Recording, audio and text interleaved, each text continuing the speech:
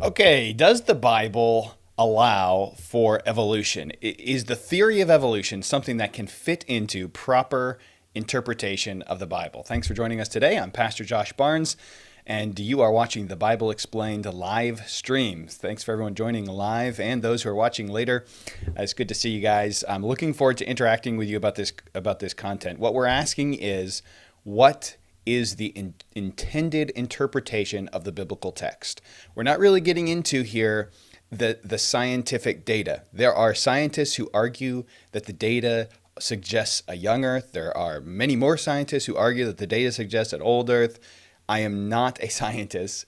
I'm asking. I'm a student of the Bible. I'm a theologian, and I emphasize my major emphasis in studying the scriptures is biblical interpretation. It's what I do. And what we want to do is look at Genesis and say, what is the intended interpretation of the Bible based on interpretive methods that are right and proper. So that's our goal today. Just to let you know how we're going to format this in case you're new here. This will be our first subject for the night. We're going to be dealing with this subject, and then any questions that come in on this subject will be the first questions I answer afterwards.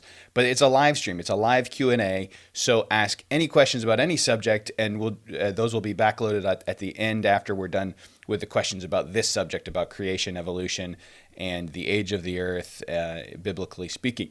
So put in your questions right now, and our moderator will go sort through which ones get first priority because they're in the vein of the subject already. But put in any question you'd like. Also, I want to add this time, and I think we want to try to do this going forward. If you disagree and are watching the live stream today, if you disagree with a young Earth creation, which what I'm gonna lay out, I believe the answer is no. Evolution does not fit. Then I want to hear from you, and I want to respond to any arguments you have against what I'm saying. So if you go ahead and plug in your arguments that you say, man, I think you're wrong, here's why, then I'll have our moderator go through as well and send some of those to me so I can read them live on the air and respond to them. The question again for tonight is, what is the intended interpretation of the book of Genesis? Does Genesis mean to tell us that the earth is young? Does a proper interpretation of Genesis leave us with this conclusion, the earth is young, or does it allow for evolution? I'm going to give you three views that argue that it allows for evolution. As I outlined in my previous video some time ago, I'm going to outline those essential views and where I think they actually come short. One of them is very intimidating to me because it's the mytho-history view, and it's held by somebody who I really, really respect, and I think who has a lot of incredible intelligence. William Lane Craig, he holds the mytho-history view. I think he's wrong. I'm going to explain why, and I'm just saying he's an incredibly intelligent guy. So I understand where he's coming from, and I don't want to insult anyone's intelligence who disagrees with me. I just simply think you're wrong based on proper biblical interpretation. And that's what we're going for. How do we interpret any text? You know, if I wrote you a letter, you would say, oh, I think I know what he means. Why? That's how you interpret any letter, is you say, I think I know what they mean. I think I know what that person is trying to say to me. That's what we're asking here about the Bible. Can we tell what it's trying to say to us? And that's really the question. So without further ado, let's dive right in. Again, I'm not a scientist. We're not dealing with scientific issues. If you want to see arguments, I'm sure it's very easy to find arguments for evolution. You simply just go to school, a public school, and you're going to see arguments for evolution. To see arguments that takes the scientific data and explains how it could support a young Earth. You want to look at places like Answers in Genesis. Lots of incredibly smart PhD scientists. I mean, these are not conspiracy theorist guys out, right? These are really intelligent people who have analyzed this and saying, no, we think that this actually shows a young Earth, not an old one, not evolution. So you can get into all of that. We're not going to really do that in this video. This video, we're going to say, what does the Bible say? Now, we're going to start with Genesis 1 through 11, because Genesis 1 through 11, let's just acknowledge, no matter what side of the aisle you're coming at this from, we have to acknowledge that it reads like the earth is young. It says day 1, day 2, day 3, day 4, day 5, day 6, and on day 6, Adam it was made. And then Adam, we know he was a certain age when Seth was born, and Seth was a certain age, so on and so forth. So we actually have about 2,000 years between Adam and Abraham. We have about 2,000 years between Abraham and Christ, and about 2,000 years since Christ. If I'm right, we're really is a little bit over. So we're really about 6,100 years since creation right now. But no matter how you count it, even if you're off by a few hundred years, I mean, you're still a very young earth. And so we have to acknowledge that that is how Genesis reads, right? It reads like the earth is very young. Like all of this, God not only created, but he created it somewhat recently, right? So we first acknowledge that. So that's our starting point. Now we can ask the question, is there a way to interpret this without doing damage, without attacking the text, that actually allows for evolution? And there's 3 ways that people do this. Essentially, I'm boiling it down. It's always dangerous when you summarize views because there's so many different variations within the views. But essentially, you have the gap theory views, then you have the poetic views, and then you have mytho-history, which is very similar to the poetic view. We'll start with the gap theory. Let me pull it up on your screen so you can see the text, and we'll go from there. Here we go. Genesis 1, in the beginning, God created the heaven and the earth. The gap theory says there is a gap between Genesis 1 and Genesis 2. And here's how the argument goes. In the beginning, God created the heaven and the earth was without form. So God created it, and then it was without form. Something must have happened between his creation of it and it being without form. So there has to be something there. And why couldn't it be millions of years of evolution, and then God was recreating the earth after some kind of catastrophe? Well, I suppose that there is that argument opens up even if that argument is correct, which I think it's incorrect, but even if that argument is correct, it simply opens up the possibility of a gap. It doesn't demand the gap. So already, the only thing this argument does is say, well, it might be. It doesn't actually argue for a gap. It just says, well, you could have a gap there. But I think it also, whatever the catastrophe this was, that God had to recreate the whole earth, you'd think would destroy the geological columns and all the other things that supposedly support evolution. So it doesn't seem like it gives a ton of, it doesn't lend a lot of credibility, even if you are an evolutionist. It doesn't really answer those questions from atheistic evolutionary scientists and those. So I don't think the gap theory is really a great, it doesn't have a lot of explanatory power. It doesn't explain the geological columns and things like that. But even that, and I'll give you one more argument. They say that the word was here could also be translated as became. The earth became without form and void. Well, that's true. This sentence could read, and the earth became without form and void. It also could read, and the earth was without form and void. So it doesn't have to be became. But even if it was became, if you read the text just in its natural reading, you say, in the beginning, God created the heaven and the earth. And the earth was without form and void, and darkness was upon the face of the deep. Notice he's contrasting earth and deep, water and earth, because earth is not a word that refers to a planet in Genesis 1. He's not referring to the planet, he's referring to the land.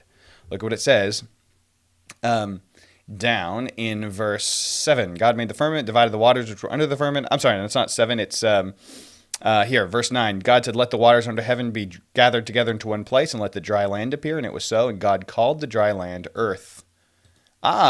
So water and earth, wet, dry, right?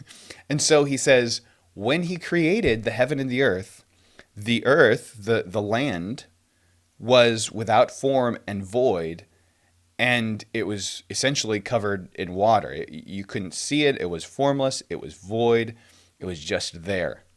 So the earth became without form and void, meaning when it came into existence formless and void, and then he formed it. So in the beginning, God created the heaven and the earth, but unless you misunderstand, that means that the earth came into existence, but it was formless and void, so it had to be formed, which explains why God is forming the earth in the next several verses. If in the beginning God created the heaven and earth was a statement that meant God has already formed it, then you'd say, well, why is he forming it again in verses 3 and 4 and 5 and 6 and 7, right? Why is he forming this earth again? Well, the answer is because it came into existence formless and void. So it's certainly fine to say, and the earth became without form and void, right? Because it came into existence, it became. But it became formless and void. That's how it came into existence. So the natural reading of this text just does not read like there's a gap. You are literally reading between the lines, literally inserting ideas between the lines if you believe in the gap theory. So if you're looking at Genesis and saying, what is Genesis trying to tell us? It's trying to tell us that when God created the earth, he created it without form and void, and then he formed it. That's what it's trying to tell us. To add anything in there is not, it's not biblical, and it's certainly not how you interpret any text. You can't, if I were to write a letter to my wife and say, dear wife, I love you, and you say, she's dear to you, and then you love her. Well, maybe in between being dear to you and you loving her, there's a whole bunch of other stuff that happened. Well, why would you do that, though? Why would you just read what I said and take it for what I obviously intend it to mean? And so I think that's a bad way to interpret a text. So we're going to move on from the gap theory then, because the gap theory suffers from another problem that I will explain at the end here of my explanation. By the way, don't forget, be populating your questions, your comments, your disagreements, your arguments against or for what I'm saying. It doesn't all have to be questions today. I'm letting arguments on my side or against me, and we'll be reading those later. So put those in the comments. And then, of course, asking questions about any other subject in the Bible, you're welcome to do that, and we will get to those, God willing, before the end of the hour. We won't try to go too much more than an hour today. Okay, so gap theory, I'm going to write that off. I think I have another thing against it, but I'll share that because it's going to actually refute all three of these views. Then we go to the poetic view, and the poetic view says, well, Genesis seems very poetic, doesn't it? I mean, it has this tree that represents knowledge and of good and evil. We have a tree that represents life. Doesn't that sound poetic to you? So if it's poetry, you got this snake that represents the devil, right? Doesn't this sound poetic? Well, if it's poetic, then when you read the first day, it could just be talking about, ages of time. Kind of like in 2 Peter, where it says, a day is with the Lord as 1,000 years, and 1,000 years is one day. That's not poetic, though. 2 Peter isn't poetic. It's saying soon is a relative term to God. He's still coming soon, even though it doesn't feel like soon to you. He's talking about the return of Christ. He's not saying, when you see the word day, it could mean 1,000 years in the Bible because it could be poetic. That's not what Peter's saying. He's not talking about poetry. But anyway, that's what the poetic view says. Look, when you see day 1, day 2, it's poetic. So it doesn't have to be a 24-hour day. It could be an age of time. The problem is that if these days are ages of time, you have the sun being created ages of time, an age of time after plants are being created, because the sun is created on day 4 and the plants are created on day 3 with the earth. The dry land and the plants are created, and then an age of time later, a day later, the sun is created. So that doesn't make a whole lot of sense, right? You also have other problems, like it says the evening and the morning were the first day. The evening and the morning were the second day. He's literally defining the day as an evening and a morning. So he's God here, who is the eyewitness, who's giving us the testimony, seems very much to be presenting to us a quick 6-day creation. I mean, that's just what he seems to be presenting. That's how you interpret texts. So poetic, I don't know. You say, well, yeah, but maybe we could say it's poetic, and then we don't have to, argue with atheists about evolution. We can argue with atheists about the resurrection of Christ or something else. And I think that's noble. I don't think evolution should be the thing we're arguing with atheists. I think we should argue with them about the fulfilled prophecy in the Bible or about the resurrection of Christ or those sort of things. But that doesn't mean that we as Christians should just interpret the Bible wrongly just because it makes the conversation with atheists easier or unbelievers, right? The Bible should be interpreted correctly, whether it makes our conversations with unbelievers easier or not. I mean, that's not the point. We're trying to get it right. So one of the things you'll notice about Hebrew poetry is that it's metaphor. Everything about Hebrew poetry is just like tons and tons of metaphor. I'm going to take you to one, and I mentioned this in the video I posted. This is Psalm 104. This is a poetic retelling of the creation account. Let me just read a little bit of it to you. Bless the Lord, O my soul, O my God, thou art very great, thou art clothed in honor and majesty, who covereth thyself with light as with a garment, who stretcheth out the heavens like a curtain. Notice the metaphor. Light like a garment. Stretches out the heaven like a curtain. Lays the beams of his chambers in the waters. So waters are like beams of his chamber. Who maketh maybe it's referring to like the rocks that are down at the base of the sea is like beams of his chamber in the waters. Who makes the clouds of his chariots. Who makes the clouds his chariots, who walketh upon the winds, who maketh his angels spirits, his ministers a flame of fire, who laid the foundations of the earth, that it should not be removed forever. Thou coverest it with the deep as with a garment.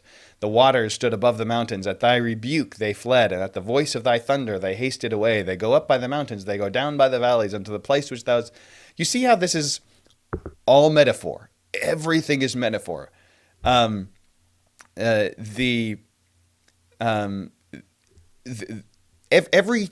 that is mentioned in this psalm is metaphoric. This is metaphor of that, and it's clear metaphor. It's not hard to spot, right? He sendeth the springs into the valleys which run among the hills. So the springs are running through the hills. It's a very obvious, clear metaphor. Genesis 1 gives you no obvious metaphor. None. Well, you could say, well, day is metaphor for age.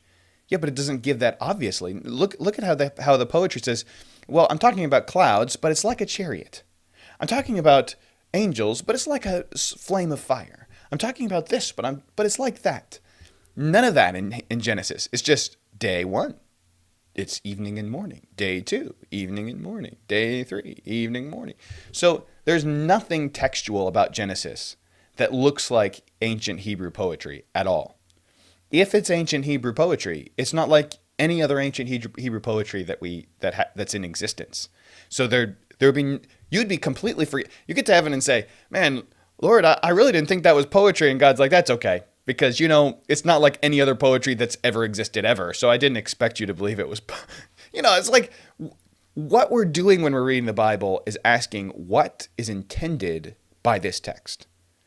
There is no reason for us to think that God, when he was inspiring this and giving this to Moses, or Moses as he was writing it down, thought or intended for this to be read as poetry. I mean, there's no reason to think that. And all you have to do is compare that with Hebrew poetry about the creation, and you can see, yeah, that's not poetry. So the poetic view just doesn't fit naturally as an interpretive method in Genesis 1. The gap theory doesn't work.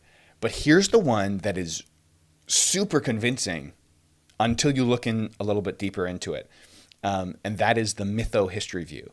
Because, guys, I got to tell you, I think that William Lane Craig, who's the person that I know who's popularized it more recently, is an incredibly intelligent guy, has done some amazing work on the arguments for the existence of God and apologetics. I mean, just incredible.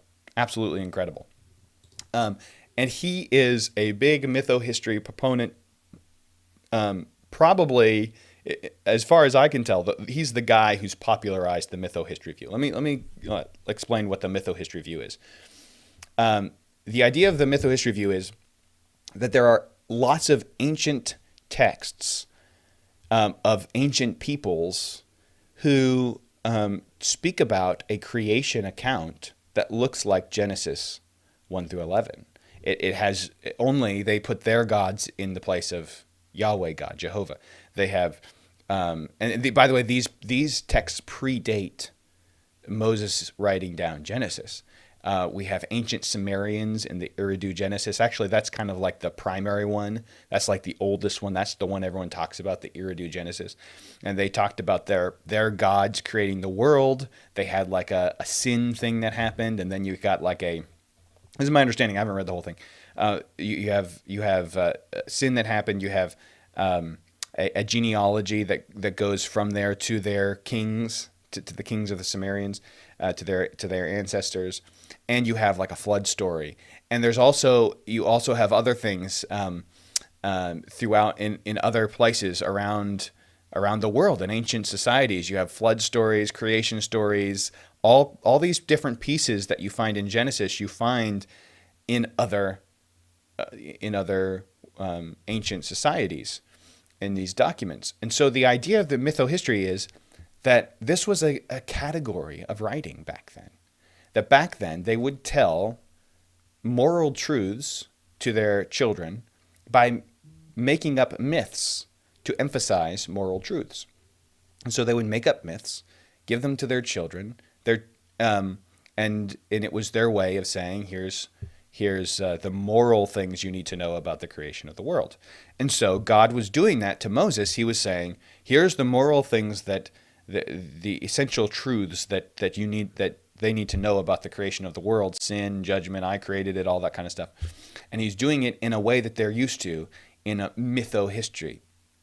The problem is that if mytho-history is a genre, meaning it is the way people wrote on purpose, and you interpret it knowing that they meant for those who read it to know that it was not true, that it was mytho-history, that they were using myth to express true things, right? Kind of like modern day comic books. Okay, everybody knows that's not true. We know there's no Spider-Man. Don't tell my kids. But we think that he stands for good moral truths, right? So essentially, that's the argument, is that back then there was a whole category of mytho-history where everybody knew. In order for this to be a category, it would have to be that everybody knew that it wasn't true. It was not intended to be received as truth. It was intended to be received as stories that expressed a moral truth within them that weren't meant to be true accounts. The problem is that's certainly not the case. So the entire category of mytho-history is on the stand here, on trial.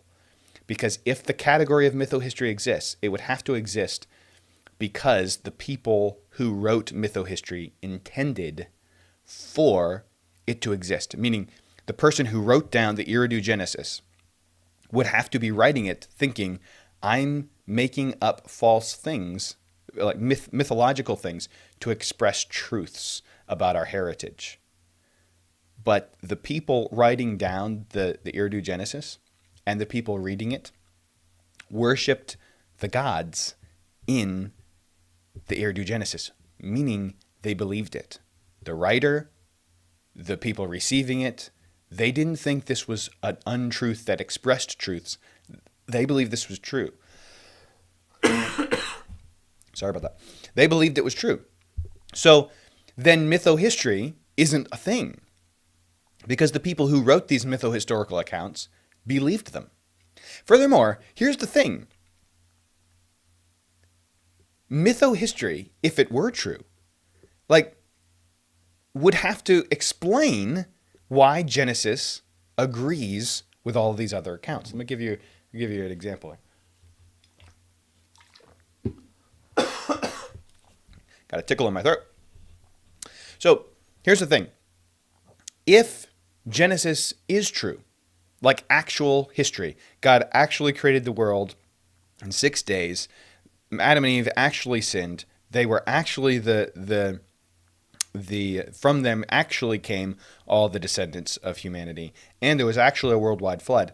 Then you would expect that in ancient civilizations all around the world, there would be similar legends, only they would put their gods in place of the true God as the creator, and they would put their genealogies in the place of Noah or whoever else, and they would still tell similar stories because they all came from Noah, and they've been passing down these stories for hundreds of years. So you would expect that. The fact that we have all of these accounts does not mean there's a category called mytho-history. They had all these accounts and they believed them, which means there was a true account that was the basis for all of these accounts. That's why they're all so similar. The true account that provides the basis for all of these is the Bible, which means God, of course, Jesus is God, but God is giving this to Moses saying, here you go, here's the basis, the true account that provides the basis for all of these other mytho accounts, all these myths that people believe to be true. They are not mytho-history because the people believed them to be true, and they believed them to be true because there was a true story behind them that their ancestors had experienced and had passed on orally. That's why Genesis gives the true account so that it can be clear. By the way, the true account ended up surviving. God made sure it survived through the nation of Israel. All the other accounts, we have partial this, partial that. They were lost for history for thousands of years, and now we know about them. And there's many more that we don't know about. But the true one survived. That's pretty interesting. That's pretty neat. So my point is then, gap theory is not a natural interpretation of the Genesis. It's just not. It's just not what Genesis is saying. Poetic view does not account for what Genesis actually says. It doesn't at all appear to be poetic. It's ad hoc. It's saying, because I believe evolution, I guess I should look at Genesis as poetry. But there's no reason, other than you already believe in evolution, to think that Genesis is poetry. And thirdly, mytho-history is not a category.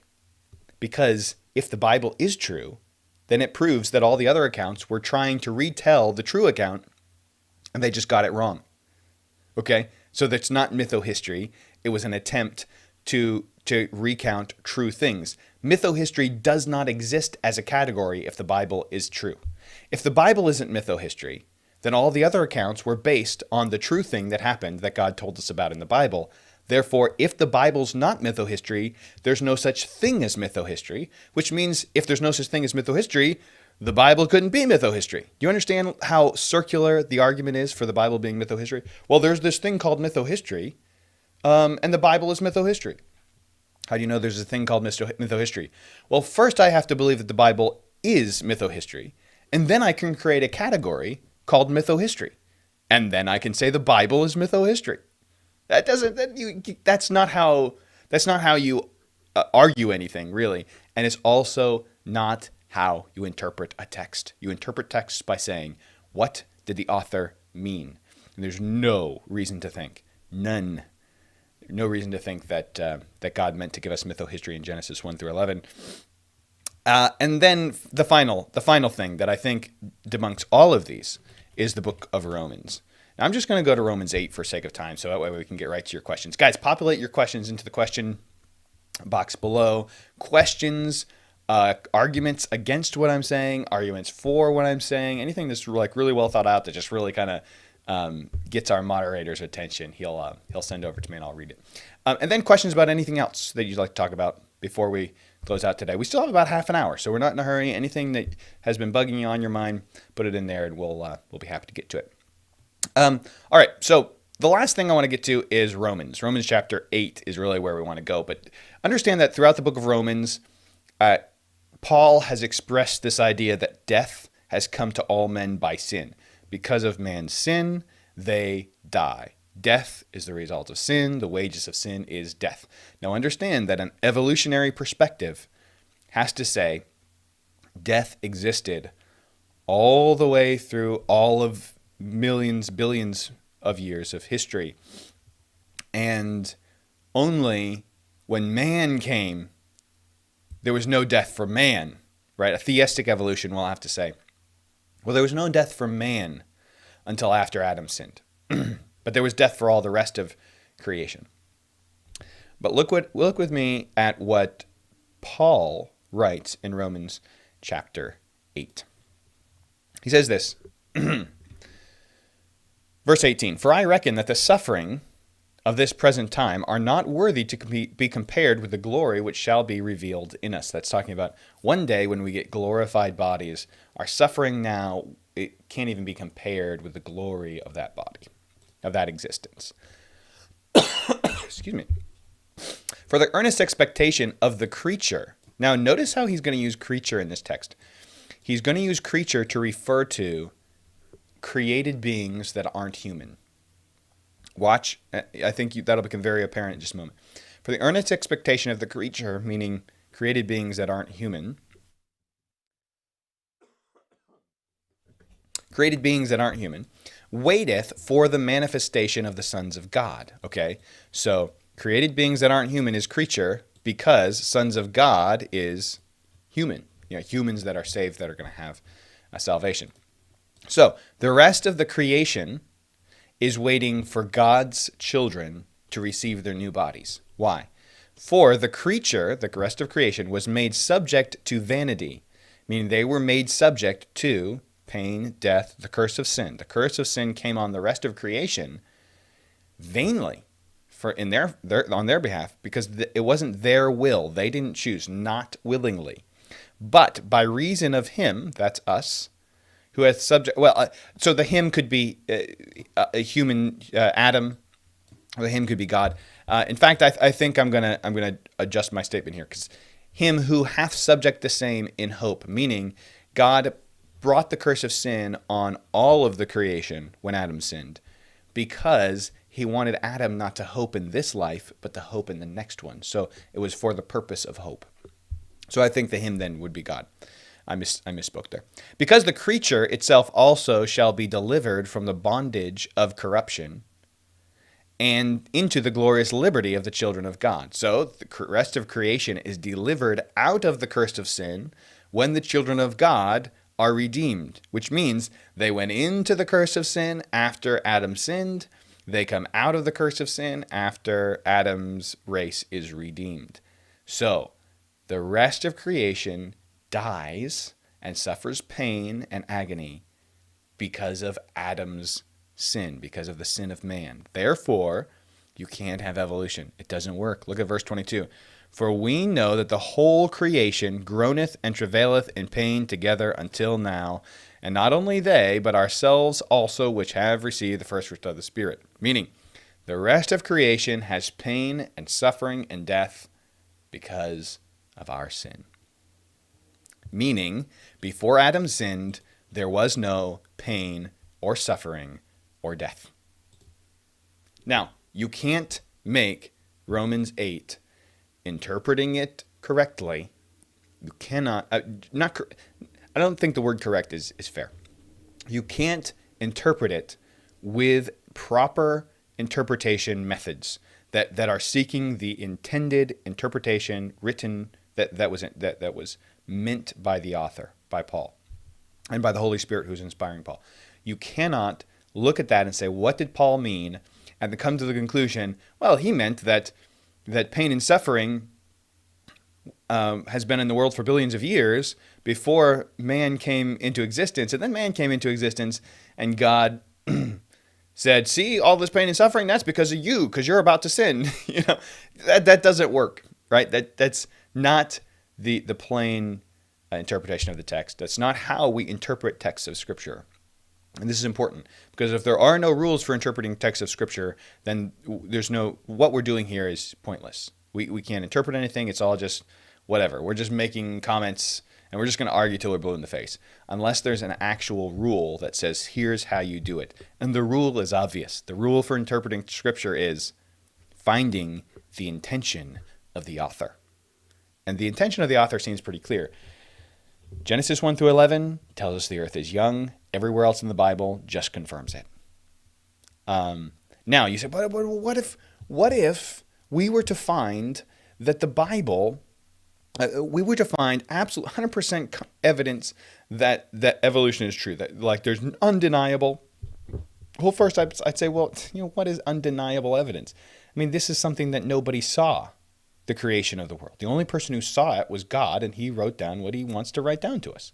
So all we're doing is taking things that we see today and guessing at what it means about history before humans existed, right?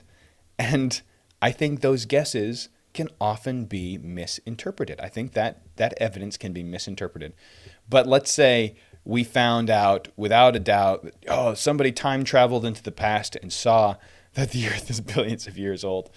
I would say, okay, well, maybe maybe somewhere along the line I missed it.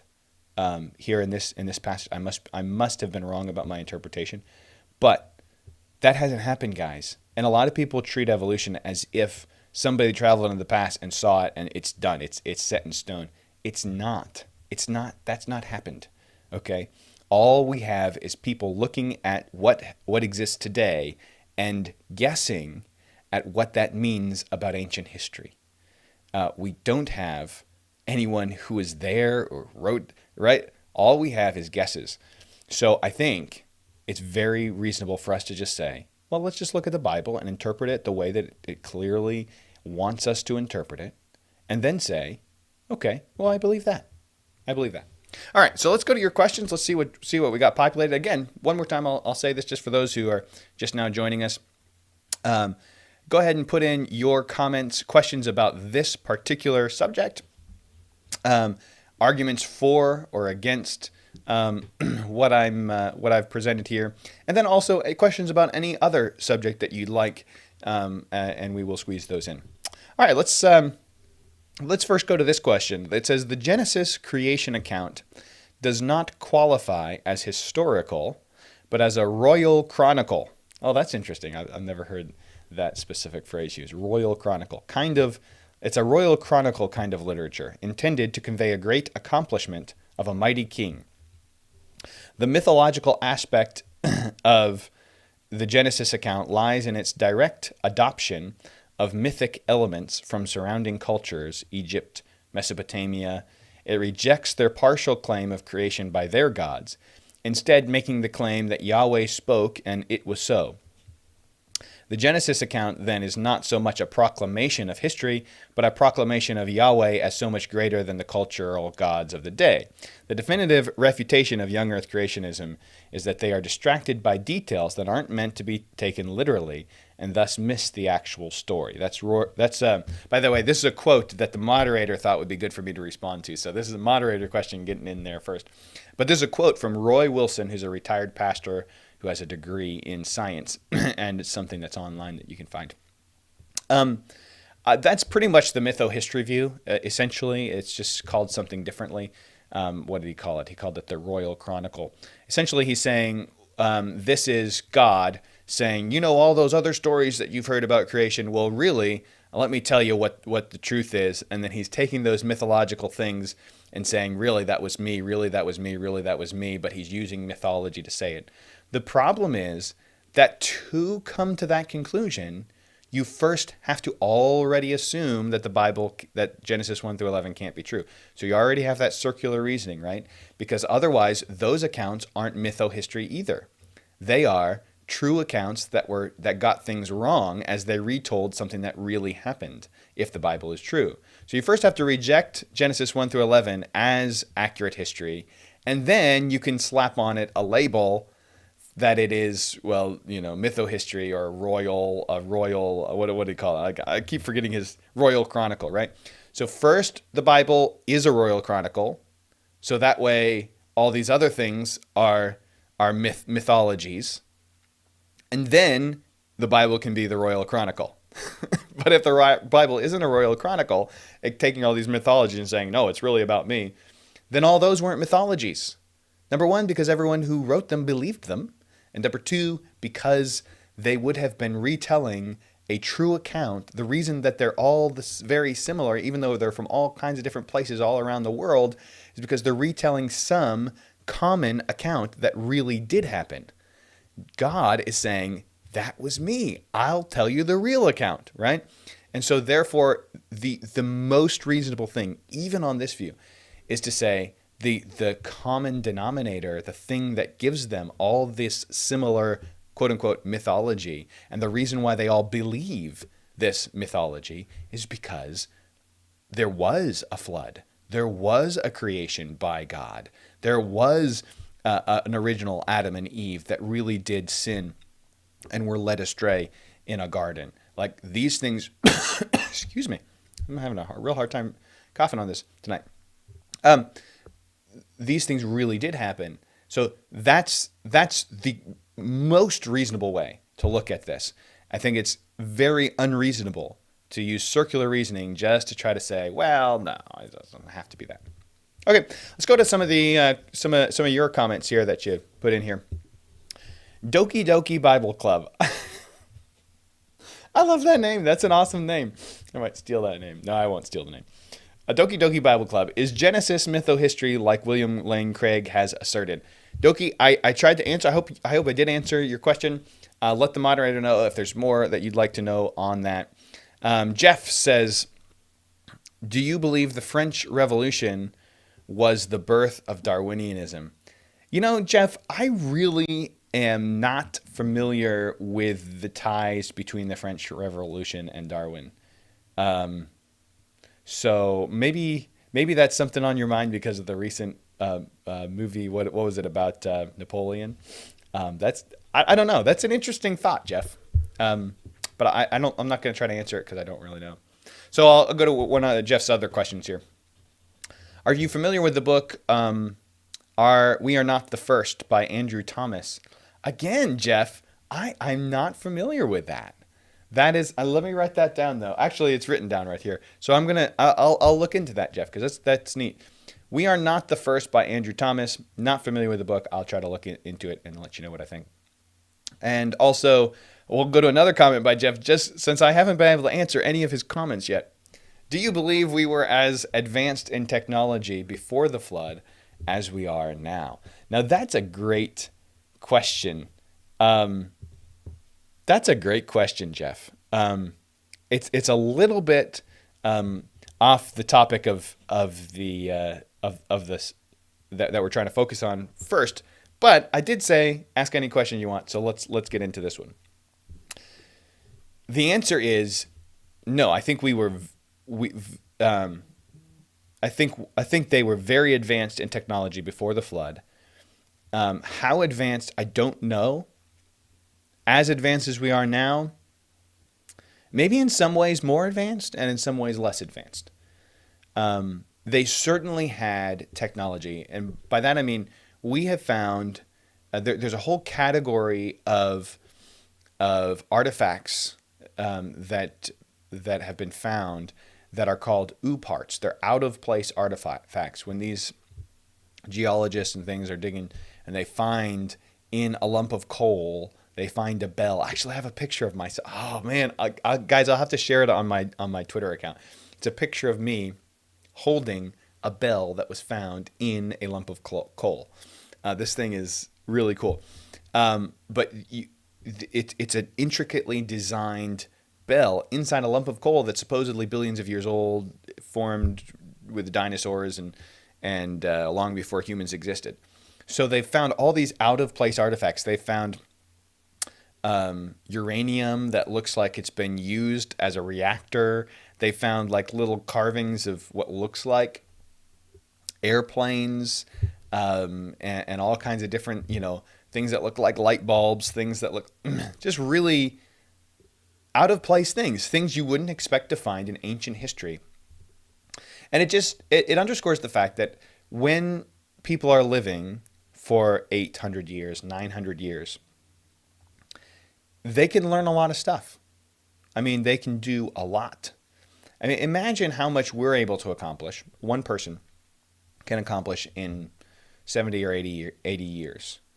And a majority, maybe half of their life, or more, they spend learning how to do the thing that they end up doing. If you look at somebody who accomplished something great, let's just use like Elon Musk or something. I mean, whether you like the guy or not, you got to admit he's accomplished quite a bit.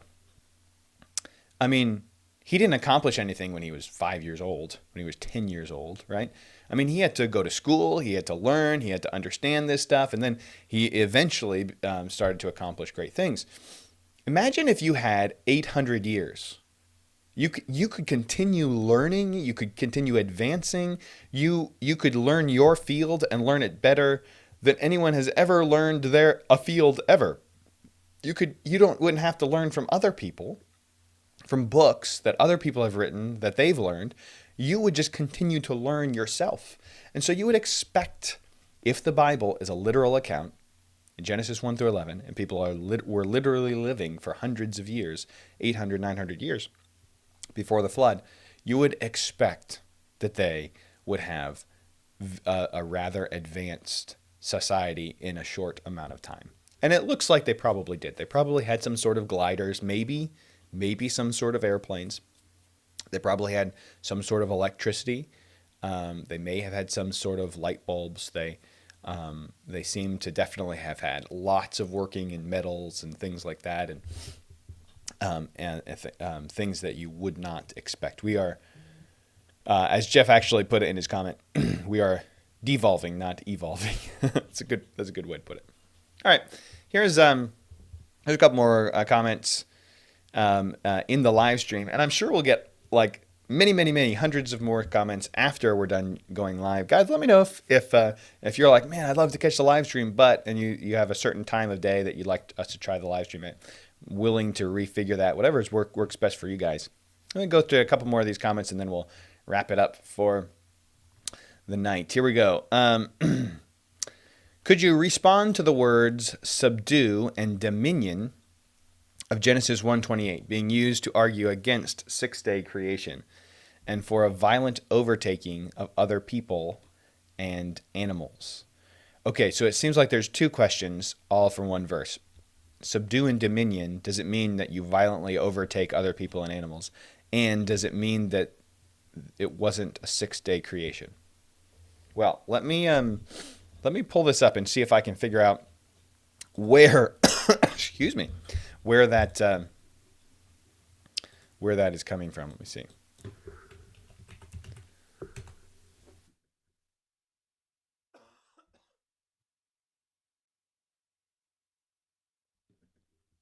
Okay, so Genesis 1, verse, what was it, 28? God blessed them. He's creating male and female. And said unto them, be fruitful and multiply and replenish the earth and subdue it, and have dominion over the fish of the sea and over the fowl of the air and over every living thing that moveth upon the earth. I'm not really sure where people would use that to argue that it's not a six-day creation. Obviously, they're not being fruitful, multiplying, replenishing the earth, and subduing it on the sixth day. He just created them on the sixth day, right? Now, there is some argument where chapter 2 retells some creation account, and God. It looks like God is creating many of the animals again in the Garden of Eden, so that He's created animals all around the world. Now He's creating more right in the Garden of Eden, so Adam can name all of them. And so it almost looks like He's creating again. What's going on? Well, yeah, He is, but this is probably all on the sixth day, when He creates Adam, and then He creates the animals, and then He creates Eve, the animals in the garden, and then He creates Eve. So that's some people would argue that it's poetic because of that. But I'm not sure how people would say that subduing the earth would mean. I'm just not really sure what the argument would be there. However, in Genesis 1:28, as far as, being ruthless and brutal, remember, there was no death before the fall of man. So He's not talking about being brutal, right? When He says, God blessed them and said, be fruitful and multiply, replenish. So here's a couple commands. Be fruitful. meaning do the thing men and women do and have lots of children, multiply, replenish the earth. Like, have children and have lots of them and let them fill the earth. By the way, that is the original command of God to human beings is something that has always been a target of the devil. Just saying, we should always be encouraging couples to have children. And the society we live in today says children are a pain, they're a problem, kill them, abortion, those sort of things. We should be very much against that. Anyway, be fruitful and multiply, replenish the earth, and then subdue it. Have dominion over the fish of the sea and over the fowl of the air. Again, this was not a command to eat the animals, though I eat animals. I'm a carnivore. There's other reasons for that. But this is just saying, subdue it, have dominion over it. I'm giving you authority in the area of the earth. The earth is under your dominion, meaning I've created all of the earth and everything on it, and I've chosen you as the chief of my creation on the earth to manage the earth. You're the managers. You're the stewards. You're like the property managers for my rental property, if you will. You guys are in charge. Keep it nice. Have dominion over it. Subdue it. Keep it nice. I think when people are building cities and all that, that's part of subduing the earth. But also, not polluting and those sort of things are also good, because that's also part of having dominion over it, replenishing it, and subduing. All of those things seem like very positive things, not negative, not about killing things. Now, later, we are told God puts the fear of man in animals. Many times throughout the scripture, we're told that that eating animals is perfectly acceptable. But that's all a result of the fall. Eating animals is something that we need physically because of our fallen nature. But before the fall, that's not what the subduing had to do with. Or at least I would say that would be my response initially. Okay, a couple more questions and we'll wrap it up for today. Let's see. Since Adam's sin has affected all creation, do you believe dogs will go to heaven? Jeff, I made a video about that actually, and I'm gonna make you go watch that video, get more views. No, I'm just kidding. I will link it in the comments whenever I get around to doing all the links in the comments and stuff, which sometimes takes me a couple weeks, and putting in timestamps and everything for those who go back and watch it. But I believe it is unlikely that animals go to heaven as a rule. But I say that understanding that there is a lot we don't know. What we do know about the souls of animals is that they that they cease to exist when they die, or at least that's what it appears to say in the book of Ecclesiastes. I'm wondering if I should go there, because I wonder if I could find the passage. Oh man, you'll have to go watch the video. I can't remember where I'm going to spend a bunch of time trying to find the passage right here on the stream, and I feel like it's probably not the best use of our time. But go watch the video I made. Basically, in Ecclesiastes, it talks about how the soul of an animal goes into the ground while the soul of a man goes upward. It just means the soul of an animal doesn't have to answer to God. The soul of an animal doesn't go anywhere after it dies. It goes with its body into decay. But the soul of man has to actually live on after death and answer to God. So the idea is that the soul of an animal does not exist after it dies, or at least that seems to be, I think, the best interpretation of that text in Ecclesiastes. Oh man, I wish somebody knows the text, send it to me. But anyway, so you can watch that video and I've got the text in there. Anyway, the point is, I think not, but I think that's a good thing, because I don't want a bunch of dead mosquito souls showing up in heaven. Okay, I don't want a bunch of dead snake souls and dead alligator souls showing up in heaven. I don't want dead spider souls. I mean, you understand how many animal souls there would be if all of them were were resurrected in the new heavens and the new earth. However, that doesn't mean that God doesn't have some plan to take the beloved pets of believing people and recreate them in the new heavens and new earth. He certainly could do that. He absolutely could do that. So I don't want to give you like no hope. I have several pets. Most people I know have pets and love them, as you should. And if you think, well, you know what, maybe God will recreate this pet for me in heaven, and maybe it's just not something God does to all animals in the new creation, but maybe He'll do it specifically to certain ones that we ask Him to. Maybe He'll do that. I don't want to say He won't do it, but we don't have any reason to say He necessarily will.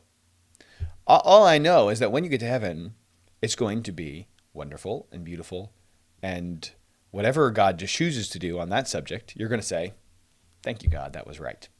So I don't want to tell God what is right, but He'll do what's right, and I think that's probably the best way to answer it. But you're right. Adam's sin did affect all creation, but I don't think creation was ever meant for heaven. So that, I don't think that necessarily has any bearing on it. Let's see. How concerned are you that the United States has said it will stand down when Iran attacks Israel? That's a good question. I think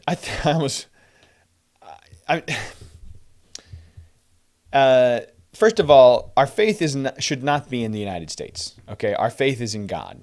All right. I think that's, and I think you know that, Jeff, who wrote that comment. Our faith is in God, and when it comes to, there's kind of like two ways that people look at this, or at least a lot of the people I know. They look at Iran attacking Israel, and they're like, "Ooh, prophecy's being fulfilled. We're going home soon." And other people are looking at it saying, "How, this is terrible. God won't let Iran attack Israel because," and I just say, I don't want anyone to die. I don't want anyone to be hurt. But I don't have any power in this area. I certainly am for our government protecting our people. And I think that's what a government's supposed to do. It's supposed to protect its people. And I think it's wonderful that we help Israel protect their own people. I think that's a wonderful thing. And I think America does do that quite a bit. Maybe not for the right reasons, but I think America does do that a lot. So without commenting on political things, and you can't really predict these things, or you really want to just stay biblical. At least I really just want to stay biblical on these issues. When I look at it, I say, man, that's a mess, and I feel terrible for the people involved, the people in Israel. We pray for them regularly in our church after the attack and all of that kind of stuff. I think that's very good that we should pray for hurting people, especially those innocent people on both sides, but especially the nation of Israel, because God has chosen them. However, I kind of say, well, look, I don't want my government standing for the other side. I'd like my government to be in support of Israel. However, personally, I don't have a lot to say about what my government does. I vote, and that's about all I could do. On the other hand, God is doing work, and I think it's important that we trust Him. I think sometimes people believe that Iran could never destroy Israel because of prophecy, right? But Israel's been destroyed before and then brought back. So I think Romans 11 is very clear that Israel will be a nation when the end times comes. But could they be destroyed and then brought back in again as a nation again? Well, it's happened before. I suppose God could do it again. So I don't try to predict what's going to happen. I just sit back, pray for the people involved, and watch what God is doing, and do whatever I can, of course, to defend innocent people, right? So I think those are the principles. We do what we can to defend innocent people, pray for those who are involved, and we trust that God is allowing things that He's allowing because He knows what He's doing. And we don't try to pretend to know what He's doing.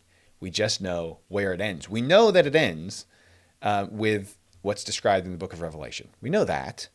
What happens between now and then, really, probably, just depends on how much time there is. How much time is there between now and then? We don't know. It could be, if it's only like 5 or 10 years between now and the end, well then, yeah, this is all definitely playing into that, for sure. But if it's like 100 years, well, God might be playing the long game here, We don't know. We don't know. So, bottom line is, yes, I want innocent people defended. I think we should all want that, of course. And so we're praying for them, and we want to elect leaders who will defend especially innocent people in America. And if they will also stand for innocent people around the world, that's great.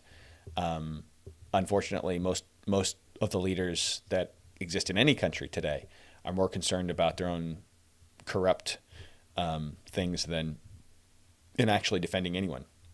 And that's sad. That's a shame. But it is the way of things in our day. So, okay, well, let's just do one more. I think there's one more over here. Doki Doki says, was Noah's flood global or local? Global or local? I think it's definitely global. I actually made a video about that one as well.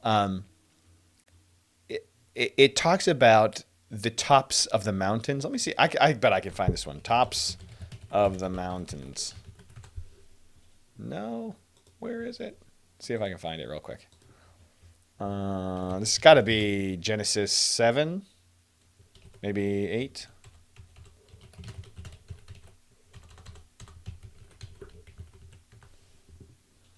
Let's see.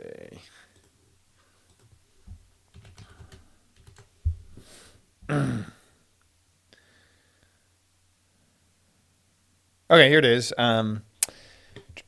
Is that up on your screen? Let me pull it up on your screen here. Genesis 7:11. In the 600th year of Noah's life, in the second month, the 17th day of the month, the same day where all the fountains of the great deep broke up and the windows of heaven were open, the rain was on the earth 40 days and 40 nights. That's not where it is. Where is the... Talks about the tops of the mountains being covered. Okay, here it is, 19. And the waters prevailed exceedingly upon the earth, and all the high hills, that's a phrase that means the highest mountains, the highest hills, that were under the whole heaven were covered. 15 cubits upward did the water prevail, and the mountains were covered. So, if the water was 15 cubits over every mountain, it would have to be a worldwide flood. How else would you contain the water, right? I don't understand how that could possibly be. Let me just say this. If it wasn't a worldwide flood and it was a local flood, this was still a miraculous event. Okay, it was still a miraculous event that can't be explained by nature. You can't have a natural flood that floods an entire area that is in the entire population of the earth for 2,000 years is all contained in this one area. And this flood is not like a river that overflows. It overflows high mountains, which means this is a massive local flood. Like, how local could it be? I mean, it would have to be like the size of China or something to still be over high mountains and still be local. You see how, like, when we're talking about a local flood, for a local flood to still fit with this, it wouldn't fit at all because you got the 15 cubits above every mountain. It doesn't really fit. But even if you did say, well, that's every mountain in the area, you'd still would have to have really big mountains, somewhere else. And it would still be a massive local flood that does not happen naturally. It just doesn't. It would still be miraculous. So if we're going to talk about miraculous stuff, why are we going to say, well, this is mythology? Why don't we just go with what it says? 15 cubits upwards above all the mountains. Besides that, why in the world would Noah have to take 2 of all the animals? 2, because they have to reproduce. Otherwise, they're extinct. He has to take 2 of all the animals for a local flood? Why doesn't God just take the animals over the mountain? Right? Why does Noah have to build an ark? Why doesn't he just travel over the mountain? Right? It's obvious that there is more going on here than a local flood. And even if it were a local flood, you still wouldn't be getting around miraculous. It would still be amazing and miraculous. There's no way it would that you could fit this with some sort of like natural occurrence. So yeah, I think you got to have a worldwide flood. Oh my goodness! Hang on a second. My messaging thing is down. I get messages for this, and for some reason it is.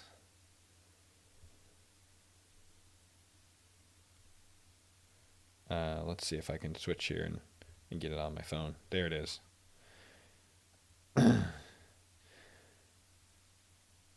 Okay. I think that's all. Oh, there's one more question. We'll do the one. Genesis 8:5. Well, let's go there. The moderator said Genesis 8:5 I need to go to, so let's go there.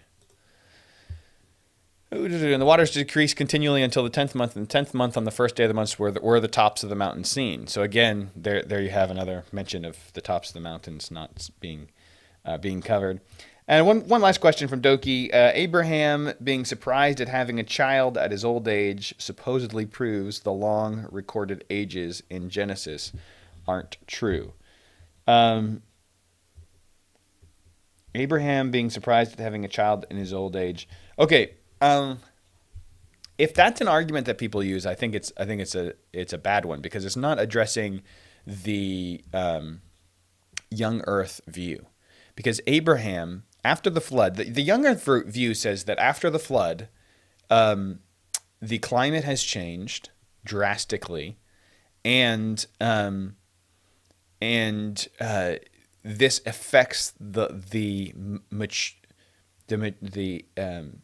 rate of maturing of a human being. So the young Earth model of things says that the reason people were living a long time before the flood is because they had a layer of water that circled the earth. It says there was there was water above the firmament, above the sky, and below the sky, meaning in the sea. So there's this layer of water above the atmosphere that would have pressurized the air. It would have filtered out harmful rays of the sun. They say, and actually there's some scientific research behind this that I've seen, and I'm not a scientist, but it's said that if someone never goes out into the sun their entire life, they mature very, very slowly. Now, they have all kinds of other health problems because they're not getting the nutrients they need from the sun. But being out of the ultraviolet rays of the sun, there's a story of these two children that were raised in a home. I forget where it was, but wherever they were only allowed like one child or two children. They had four, or one child, they had three. So two of them had to stay in the attic all the time, lest they be caught, because they're not allowed to have that many children. And those kids never saw the light of day. They were treated well. It wasn't like they were being abused, other than they never saw the light of day. And when they came out of the house and they found out about this, they brought them out of the house, all this stuff.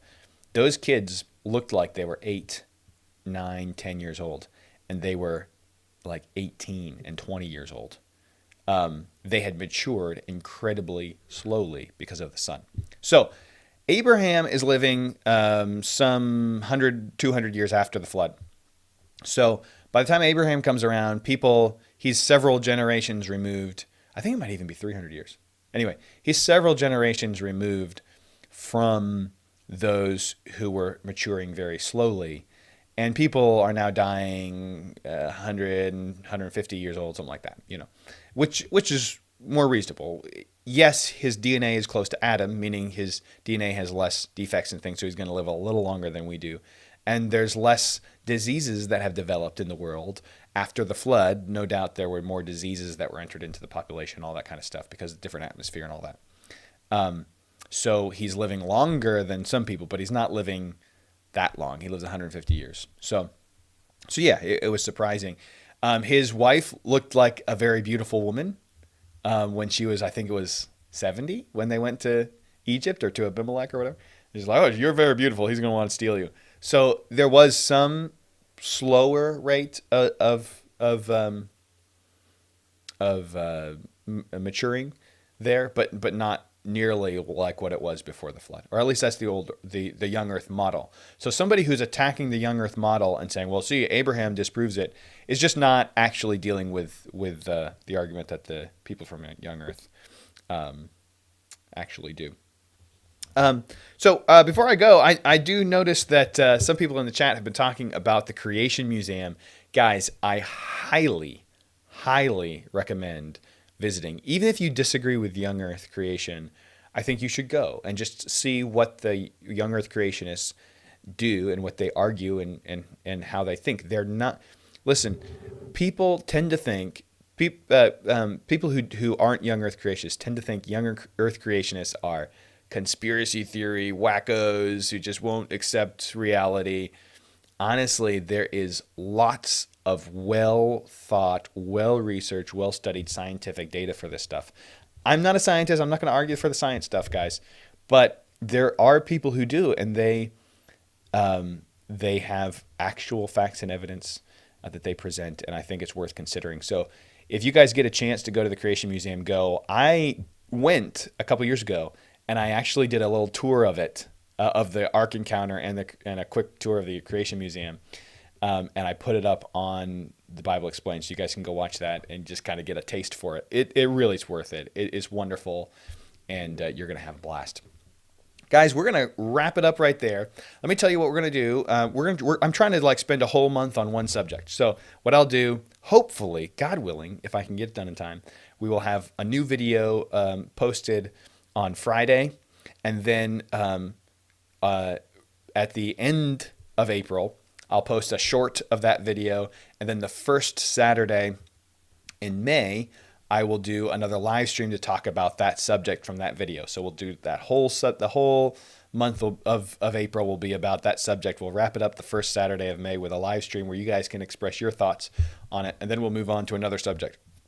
The subject for this month of April is going to be the 144,000, Revelation 7. Who are the 144,000? And are they just symbolic of all Christians? Are they actually 144,000 Jewish people? Are they a special class of Christians? They're the class that gets to reign with Christ. The others are the ones they're reigning over. There's lots of different ideas. I'm going to present what I think is the proper interpretation of that text. So look for that coming soon. God willing, on Friday, I got so much to do between now and then. So if I don't get it done, it's not because I didn't try. It might just be the next week, but I'm going to shoot for this coming Friday. And that'd be, I think, Friday the 12th. That's my goal. All right, guys, let's close in prayer. Thanks for joining us today. Share this video if you think it's helpful.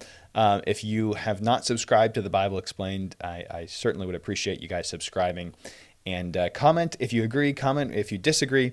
If you disagree, I want to hear from you. Definitely want to hear from you. If you agree, then I need somebody fighting for me in the comment section. So